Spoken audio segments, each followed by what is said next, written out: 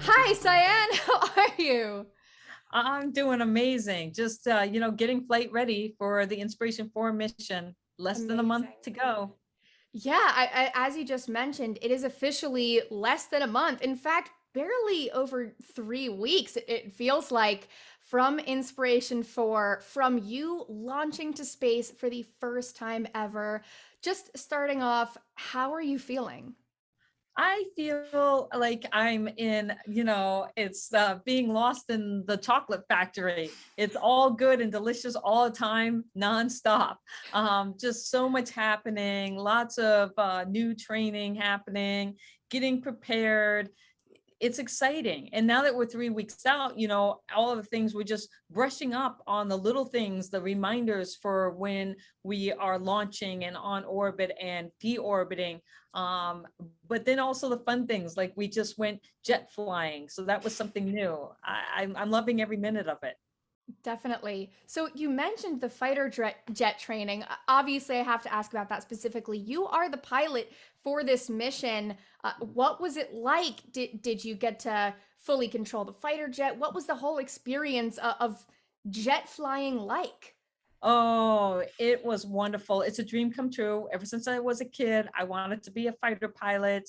I saw that as the ticket to becoming an astronaut.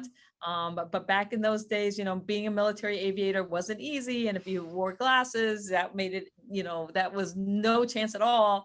And so I got contacts when I was 16 and it just ended it all. But what was cool is that I got to, check that off the bucket list, not in just any jet, but a MiG-29, which is just this amazing jet that's really equivalent to the F-16, which was as a childhood dream, was to be an F-16 pilot. So I loved it. I got to control it and do some turns and banking, and just it handles really well. I'm a pilot of a Cessna 172. That's what I learned on. So going from a prop plane Cessna to a MiG 29 is a big jump. But then again, going from a MiG 29 to a Falcon 9 rocket is also a big jump. So it's all good. Oh my gosh. I mean, you've been in the aerospace world for so long doing all kinds of amazing things and you're the pilot for this mission. So I'm curious, the rest of the crew, were you kind of leading them through? Were you kind of like the go-to person for fighter jet training? Because I assume everyone was probably coming into it like, holy cow, what's going to happen? No, well, actually, the most trained person is our commander, Rook. Mhm. And so when you think about airplanes flying today, you have a left seat and a right seat, left seat captain, right seat first officer. Well, for a spacecraft, they have that too. And so our commander is also like the captain. So he really is the pilot also, but his title is commander, and then I have the title of pilot, but I'm really his co-pilot. Mhm. And so together we will fly the Dragon craft. And what we do is when we have a procedure that needs executing, he will arm the procedure and then I will execute it. And so we work into tandem so that we balance and check each other, just like a co-pilot and a pilot does, I mean, a captain and a pilot does in today's aviation world. So we're there to back each other up. Amazing. Yeah, I mean, it seems like the crew, at least following the mission journey and training and everything online, that the crew really has each other's backs. Obviously with respect to official mission training, but in general, what's it been like becoming a crew? Oh, it's more than just a crew. We have that crew mentality of like Mhm. everybody has their role and we have who backs up who and how we support each other. But then we also are becoming a family, right? Where you go deeper, where you care about each other, you know each other's children, and you hang out together, and you're eating dinner together and all of these kinds of things. And so it's that real bonding experience. And I think when coming when I look at all of this, there's a lot of wonderful things, but that human aspect of us becoming a crew and a family has been the most rewarding, because everybody in my crew is amazing, but then you extend that out to their family and they're amazing too. So all of a sudden you have this extended, really awesome space family that you're a part of. Oh, that's so incredible and so incredible to hear. Now, I'm curious, obviously the entire crew, but also for you specifically, as it's getting closer to the launch date, and it is getting close, which is unbelievable. Are things kind of slowing down and wrapping up, or are things busier than ever? It's busier than ever because again, this is when you're dotting the I's and crossing the T's. So we head to SpaceX again for a full-on training. We have, long sims where we're just, again, going over all of the procedures and contingencies and making sure every time we get together, we just bond that much more. We become more in sync. We become tighter with everything. So you can never train too much. It's about again being prepared, and so it's nonstop.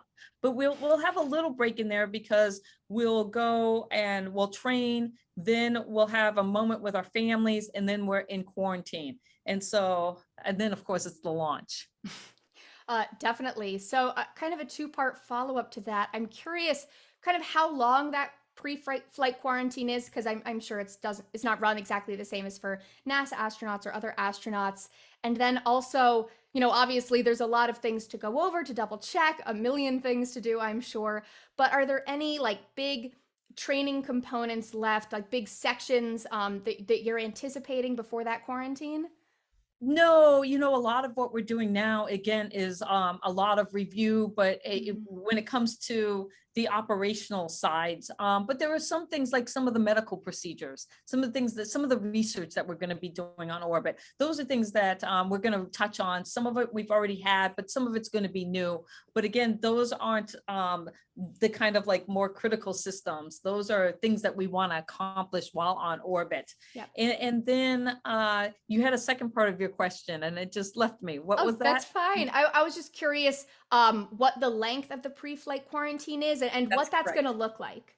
Well, it's about 7 days out that we Okay. will, but because of the COVID variant, we are going into an earlier lockdown. So basically, you look at it in stages. So 3 weeks out this weekend, we got to be really diligent about wearing our masks and not, shaking hands with a lot of people and getting all close and all of those things. So we really have to be mindful about washing our hands and doing all the things that you would normally do. But because we're going to space, we can't afford to get COVID. So we've got to take precautions against that.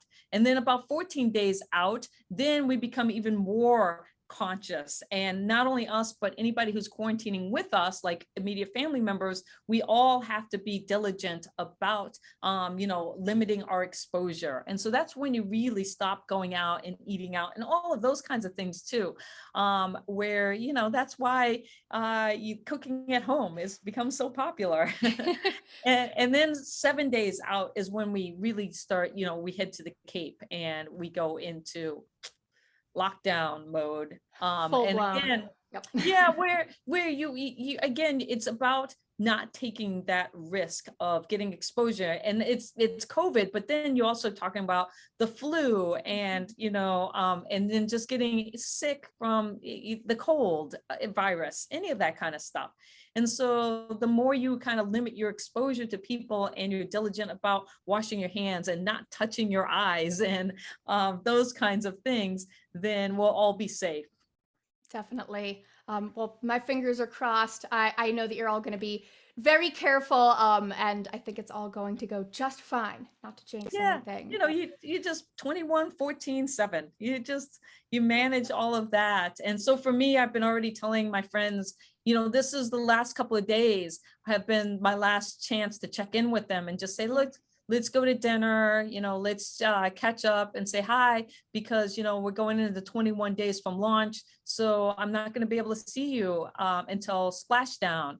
And then thinking at the 14-day mark, okay, now you can't afford to get sick at all, so you really just buckle down. And then yeah, at the 7-day mark, you're with your crew in at the Cape, and you're really in isolation. absolutely. Now, kind of aside from the quarantine aspect and everything like that, what so far have been the most challenging aspects of preparation, of training? I know it's been, a lot of fun, but it's also a lot of hard work. I know you guys are working hard. What are some of the biggest challenges you've been facing? Well, I'm back at school, I'm not a spring chicken anymore. I'm seasoned veteran, but I'm learning to become to some extent a systems engineer as the pilot. And that means that there's a lot of engineering that I didn't know that I'm constantly reviewing to make sure I understand all of these things. And every time I review, it clicks in more. And I'm like, oh yeah, all right.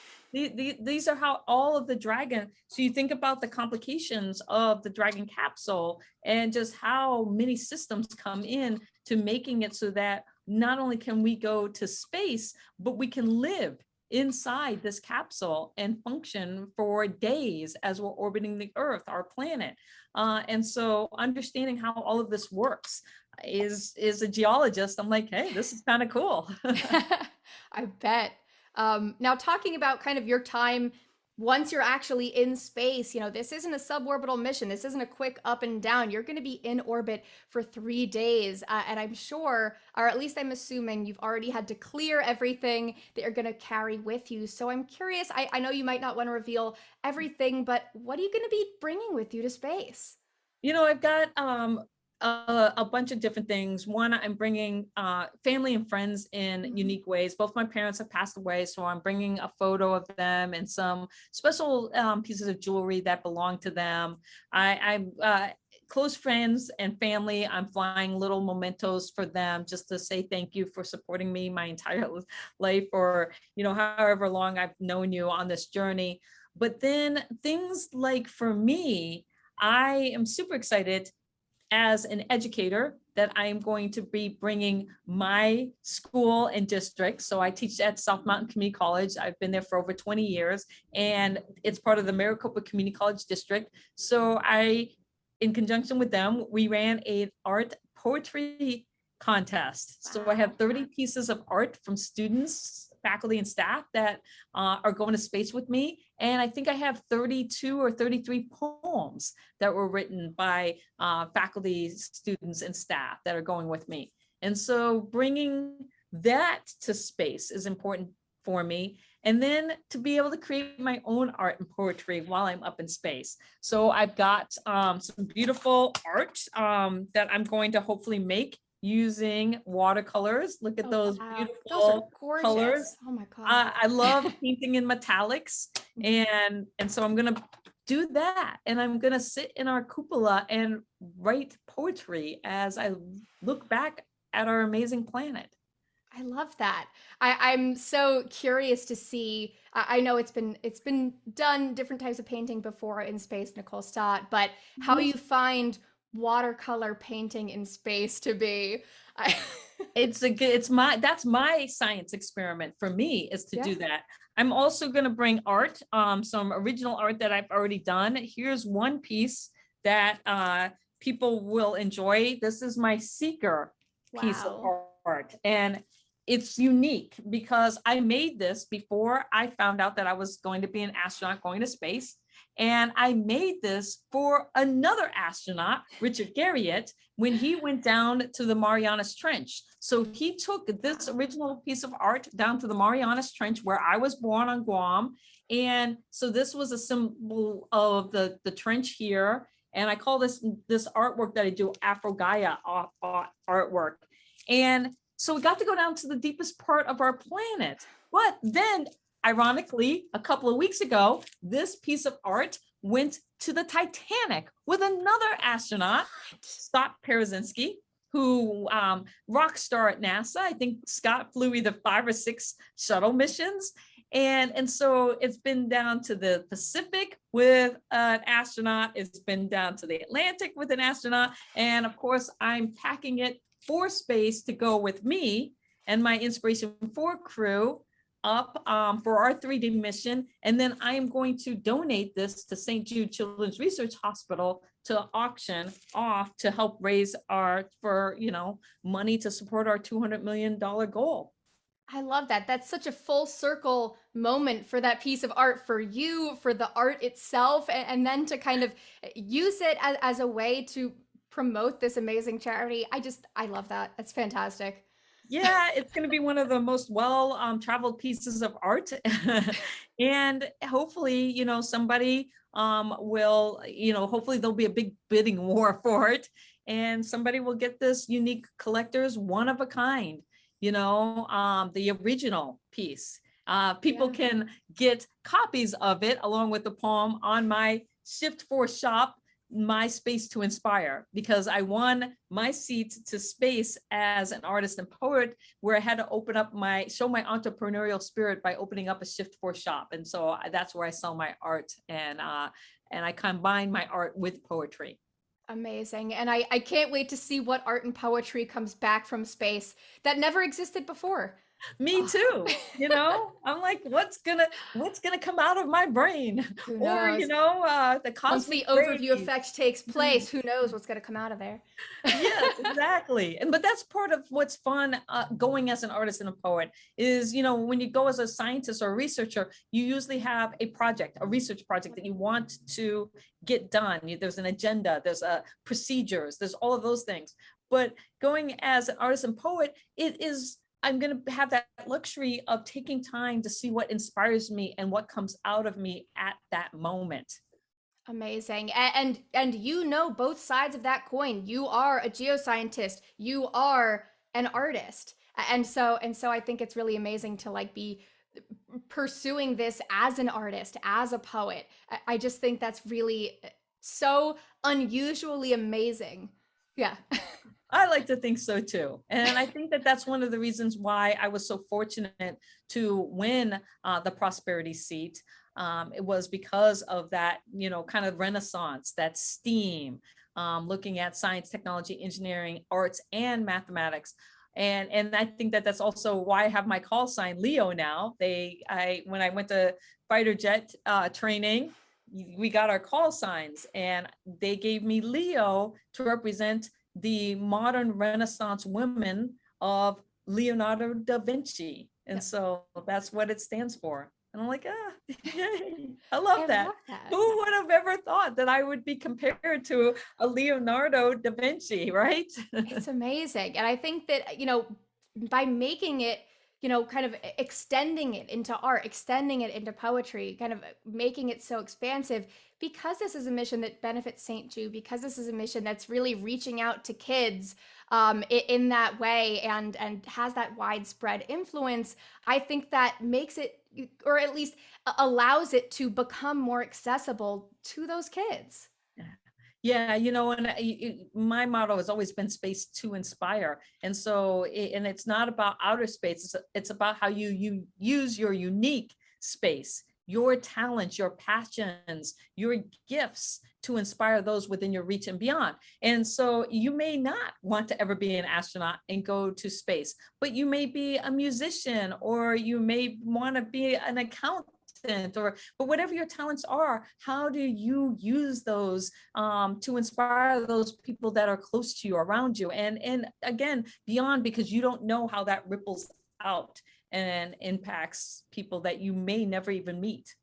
Definitely. Now, clearly there will be no shortage of art on board the spacecraft, but I'm curious, you mentioned research, you mentioned some medical testing. You're going to be in orbit for 3 days, and with nowhere else to go. I'm curious how you personally and you as a crew are planning to spend that time. Again, we have a full schedule when it comes to thinking about some of the research projects that's happening there, when it comes to looking at microbial growth, looking at just some of the physiological things that change with us as we're on orbit. But then we have things like, again, reaching out to St. Jude and doing some press conferences, and having that moment to be able to reach out to the kids at St. Jude while we're on orbit. I mean, that's definitely one of the big passions for Haley, to be able to share that moment. And I feel so fortunate as one of her crew members to have that experience with her and to help support that. And then Chris, he's got a ukulele that he's going to be playing up in space. So we have music that's going to be happening up there. And so just there's a lot that's going on. I'm excited to have time to sit back and reflect and just be in the moment, and not have to be actually doing anything. Just give me a moment to just sit there and stare out of our cupola and just be. Definitely. Yeah, I'm sure you all are so scheduled for the duration of the mission, but you got to find that time to soak it in, to experience it, to really experience it. Yep, and I think that that's something that they're cognizant of. And Mhm. so once our final schedule gets, set and we look at it, I'm sure there's going to be good times of blocks for when we're going to be able to have our own time to reflect or to do art or to do some of those things. And then, when we're preparing to sleep will be interesting too, because you have an 8-hour block of sleep and you're going to be so exciting. So you're like, oh, will I even be able to sleep? But you got to be respectful because it's a small capsule and there's 4 of you in it. So you can't be all bustling and around and kicking people and stuff in 0G. And so you got to be quiet. And that's a time for, again, when I can maybe do some poetry or listen to music or draw some art on the iPad or even scribble in my notepad and things like that. Definitely. Now, I know that everyone on this crew has had such a different journey, but I know for you, this has been a long time coming. I mean, you're a scientist. You went through the NASA astronaut application and selection process. You are an artist, a poet, an explorer, an analog astronaut a million times over. So, I mean, after all of that amazing life and career, you're now becoming an astronaut. And I'm curious what the most rewarding part of becoming an astronaut has been for you. Oh, well, nothing's better than the yes call. When you're just like, wait, what? Yeah. Your brain is like, Yes. wait a minute. Yeah. Yeah, wait, uh, and so that is one where you're just like that thing that you've been chasing comes true. But I think, for me, just that perseverance of not giving up, like when I got the no phone call from NASA back in 2009, you're kind of like, oh, this is it. Will I ever get this dream or chance or opportunity again? Because you feel like it's a once in a lifetime opportunity. And if it slips through your fingers, you're like, especially when you're getting older. I was 39 at the time. And so this last time they made a call for astronauts, I was, 49, and people were like, are you going to, when the call came out, and it was before COVID, and are you going to apply? And I was like, no, I don't know. I think my time, I'm too old. NASA's not going to pick me, but maybe one day commercial, and then we slip into COVID, and I become a space artist because I needed something to do. And then Inspiration4 came along, and suddenly I'm an astronaut.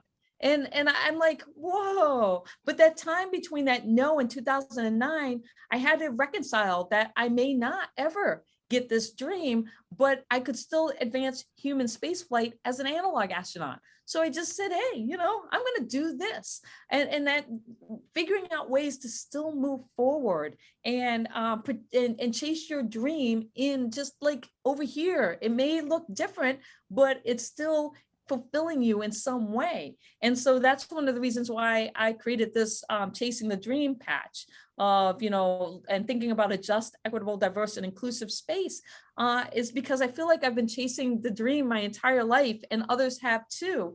And don't give up, persevere, because you never know.